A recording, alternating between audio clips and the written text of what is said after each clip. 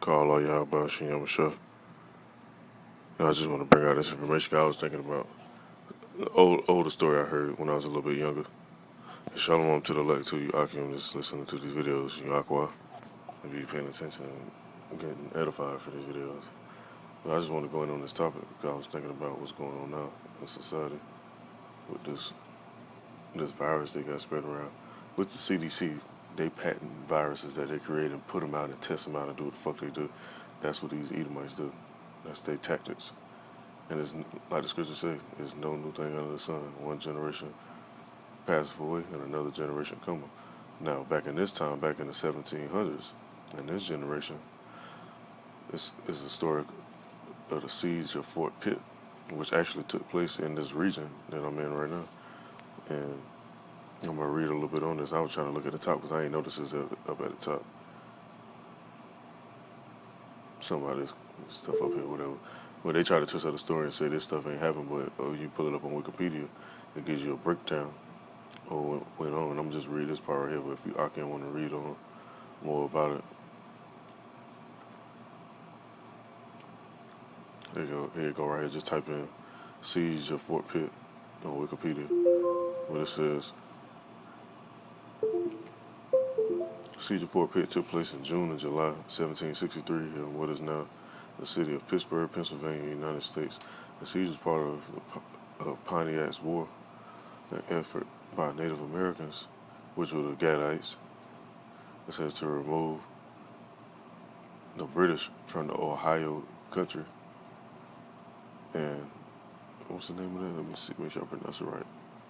Allegheny Plateau. It says after they refused to honor their promises, which Esau always do the same shit. It says in treaties to leave voluntarily after the defeat of the French, the Native American efforts of diplomacy and by siege to remove British from Fort Pitt ultimately failed. And this is why it failed. It said this event is best known as an early instance of biological warfare, which they use viruses and shit for war. It says where the British gave items from a smallpox infirmary as gifts to Native American emissaries with the hope of spreading the deadly disease to nearby tribes. The effectiveness is unknown, although it is known that the method used is inefficient compared to respiratory transmission of these attempts to spread the disease are difficult to differentiate from epidemics occurring from the previous contacts with colonists, because whenever Esau, these damn Edomites, said they red foot over here, they was always bringing these viruses and diseases and shit like that. And they was so wicked, they realized they can use that for war. So I want to go into this, and I'm going to bring out a few more scriptures. I'm going to play this video. Now it's in the book of Malachi, chapter 1, verse 4. Let's say, whereas Edom said, we are impoverished, but we will return and build desolate places, which they got that mind frame right now, still to this day. They say, thus saith the Lord, Yahweh of hosts, they shall build, but I will throw down. And they shall call them the border of wickedness, and the people against whom the Lord Yahweh have indignation forever. And that ain't changed. Same yesterday, same today. Now look at what they put in the media. There's no new thing under the sun, man. Esau, these Edomites with them same little tactics. And the doctor is help. The Surgeon General is speaking to other countries all the time. They're asking them questions. What do we do? Nobody's ever seen anything like this. They're calling our people all of the time. And yes, I have let it be known that we'll help people, including North Korea, including Iran, and including many other countries. Nah, you notice what he said? They want to help North Korea and Iran. Now, that doesn't sound too familiar. They bring in this little virus or whatever, and then they want to offer help. Now, they just killed the damn general over Iran. Now, they want to go help him now. That's why the book of Malachi called Edom the border of wickedness. Yeah, I'm going to go into it some more, and why they call it the border of wickedness.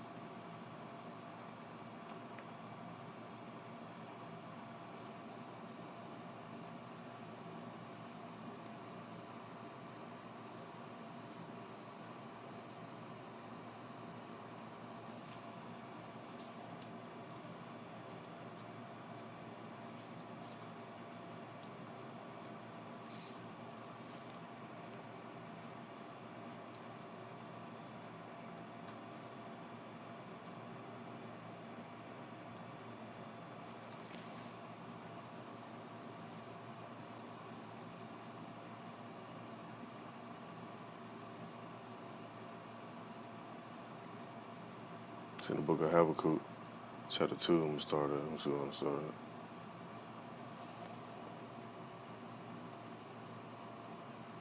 at. I'm just read on down. It says, the book of Habakkuk, chapter 2. In verse 1, it says, I will stand upon my watch and set me upon the tower, and will watch to see what he was saying to me, and what I shall answer when I am reproved. It says, and the Lord Yahweh answered me and said, write the vision and make it plain upon tables, that he may run that readeth it. It said, for the vision is yet for a appointed time, but at the end it shall speak, and right now it's speaking. It says, and not lie, though it tarry, wait for it, because it will surely come to pass. Oh, it will surely not tarry. So like it says in verse 4, it says, behold, his soul which is lifted up is not right in him, but the just shall live by faith. In verse 5 it says, yeah, also because he transgressed by wine, he's a proud man, neither keepeth at home. That's these Edomites for you. They everywhere but where they supposed to be at. Who enlarges his desire as hell and is as death. Everywhere they go with their military, ain't nothing but death happening. It says, and cannot be satisfied, but gather unto him all nations, and he was unto him all people. That's why you got the United Nations, the EU and shit like that. You got the U.S. government going in all these different countries, putting their military base in all these different regions of the world. Now you got this virus spreading around. And we just run it back so you can hear what he say. And let it be known that we'll have people, including North Korea, including Iran, and including many other countries. It's very... Hey, the scriptures speak, man. They say right here, it says it shall speak. It say, but at the end it shall speak. It's speaking right here. It say, but gather unto him all nations. And that's what they want to do ultimately. So, hey, these Edomites, man, they judgment definitely coming, man. I was talking to somebody about it. And a lot of people, they can't see it because they've been so beat down and worn out by the society and the doctrines that be taught to us in school and from older people who didn't really know what was what.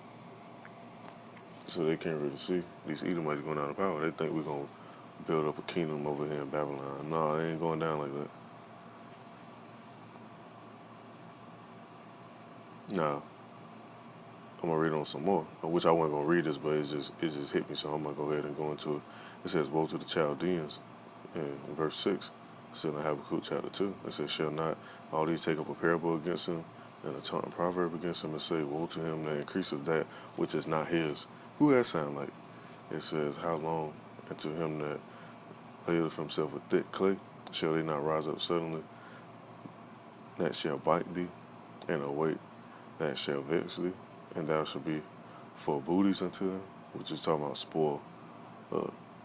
How people say hitting a lick or something like that. It says in verse 8, because thou hast spoiled many nations, because that's what they do. All these different countries be in ruins because they sit their red foot over there.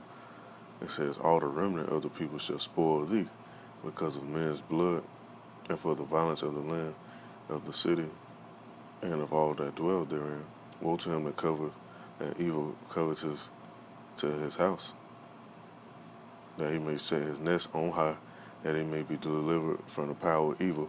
And I'm going to just stop that right there, because I can want to read some more of this going into the book of Habakkuk, because they break down these Edomites to a T. But in the book of Obadiah, that's what I want to go to, because it says something about setting his nest on high. Who else set their nest on high? Oh, I ain't want to look up the Chaldea.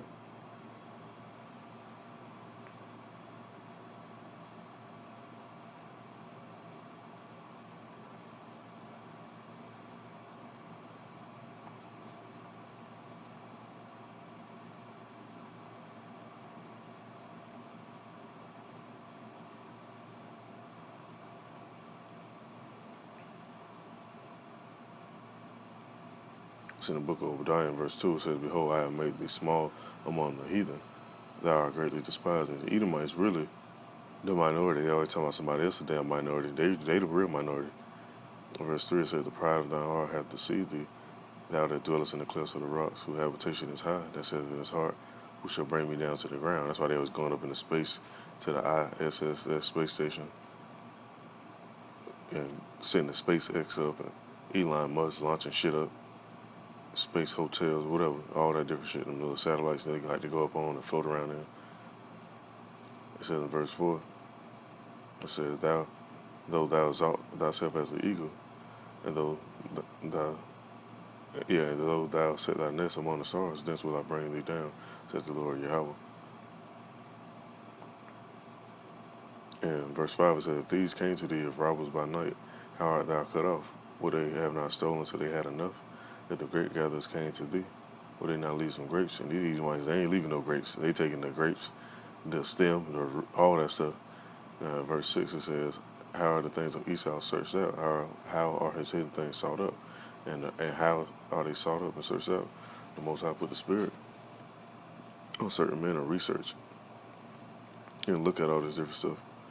Be on their watch, pay attention, bring out information, whether it be history, like this little history information right here, which some people may know about, some may not. But information like that, stuff lining the news up with the scriptures, stuff that's going on in society with the scriptures, because it's clear as day. Like I said in the Apocrypha, it's the ways of the Most High are plain unto the holy, but stumbling blocks to the wicked. So it'll be plain to some people, but some people it's not going to be plain to them. They're not going to be able to see it, understand it, nor believe it. And I'm just going to this last scripture, and I'm going to end this off.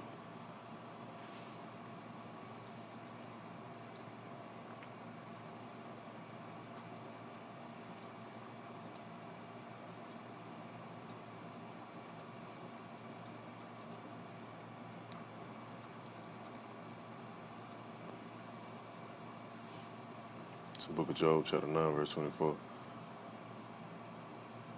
said, the earth is given into the hand of the wicked. He covered the faces of the judges thereof. If not, where and who is it? And who is it? The people who want to play dumb and blind. Who doing all this shit? So I just want to bring this out. I just happened to see this on a little news feed or whatever. Just been watching the news and chilling out. Working. I mean, hey, what else can you do right now unless you're dealing with your woman or something? But other than that, man, stay alert. Stay circumspect. In these times, I seen another Akim posting a video, and he was talking about how you can use wisdom and subtlety in these times, and he's right. Like the scripture say, you got to be wise as a serpent, harmless as a dove. And I was thinking, it's wild that he posted that because I was just thinking about the name Jacob, which in the Ibar is Yaquab, and the word Yaquab just means supplanter. And that's why people always talk about finessing and all that. That goes back to the name of Jacob, our forefather. So, in these times, hey, you got to pull a Yaquab. The Most High gonna line stuff up for certain men so you can capitalize, and you got to be alert and pay attention to them signs so you can pull a Yaquab. So, the Lord's willing, this is edifying. Call out Yahweh, Shem Shah, and Shalom to the elect.